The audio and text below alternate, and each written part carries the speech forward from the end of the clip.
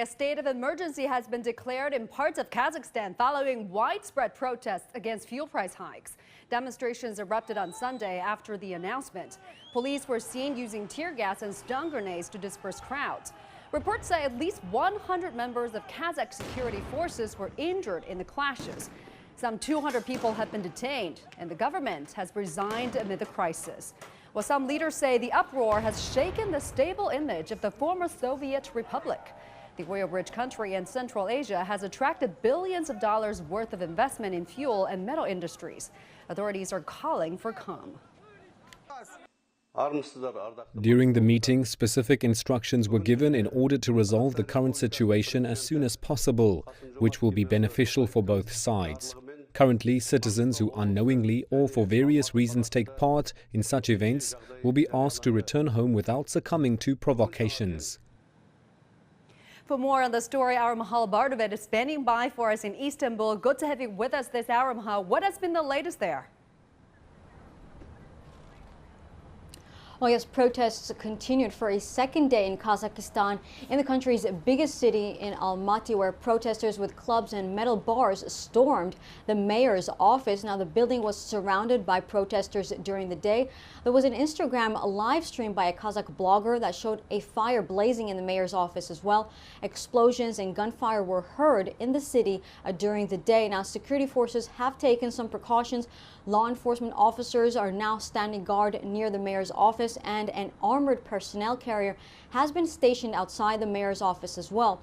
There was a statement made by the Department of Public Health in Almaty. They have stated that demonstrators have also invaded some clinics and hospitals as well, damaging some property and equipment of some medical institutions. It was also noted that 5 ambulance workers were injured during the day on Wednesday.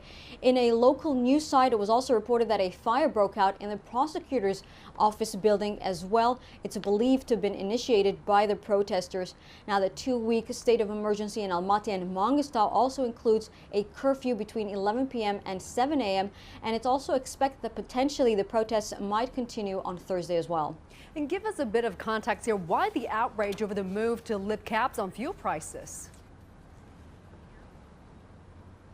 Well, the issue with the fuel prices right now is basically a trigger. It's just a trigger to what seems to be a much larger problem, a much larger frustration due to the economic situation in the country for many Kazakh nationals that's been going on for a long time now. Locals are saying that they're tired of struggling to get by financially, that the prices of everything basically has been increasing, from food prices to consumer products to rent in the cities as well.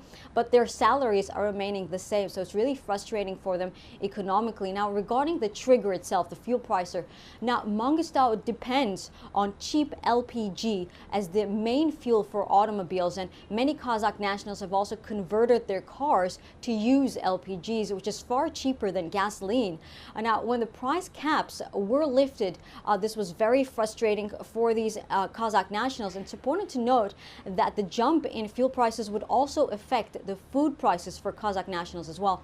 In the beginning of the year, the prices of LPG had doubled to 120 tenge, which equals 27 cents to the dollar. Now, that's a significant increase in the country where the minimum wage is $98. Now, following the protests, the government did back down. They lowered the prices in line with the demand of the protesters, but it didn't seem to calm them down so far because it seems to be a much larger problem of economic struggles.